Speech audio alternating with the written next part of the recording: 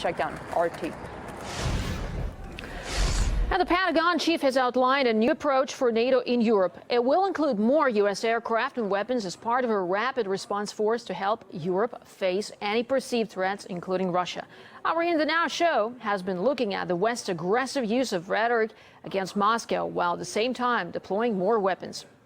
Bad boy Russia wants to drag the world into a new Cold War. Good boy NATO is saving the world. We're taking a strong but balanced strategic approach, an approach that seeks to ensure Russia cannot force anyone to turn toward the past, all the while welcoming and encouraging Russia to turn back toward the future. Isn't that a nice Hollywood plot? Superheroes against a Russian villain. The New York Times has already come up with a scenario called the fantasy Mr. Putin is selling. Although it's the New York Times which is the best in selling fantasies about Putin. And here's what it takes according to them. First, you make sure everyone gets that Putin is a jerk. He's aggressive. Again. He's aggressive if you missed it the first time, and he's using people as props. He's a monkey with a gun. Putin wields nukes and brings the world closer to war. The collapse of NATO, that's his ultimate goal. You know what's the worst? He's completely irrational, driven by his desire to destroy.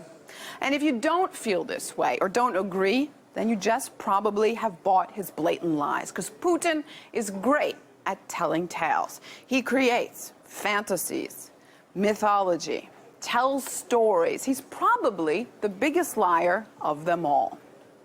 While Putin is a bigger villain than Hannibal Lecter, Voldemort, the Joker altogether, NATO is a nice, soft, fluffy little alliance.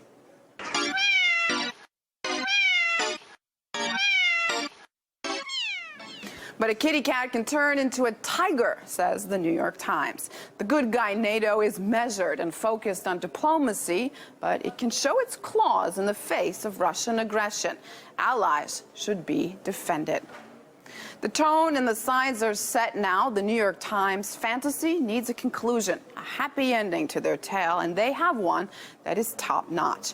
If Putin doesn't back down, he'll see NATO expanding, not because NATO wants to expand, but because Russia's behavior has left it little choice.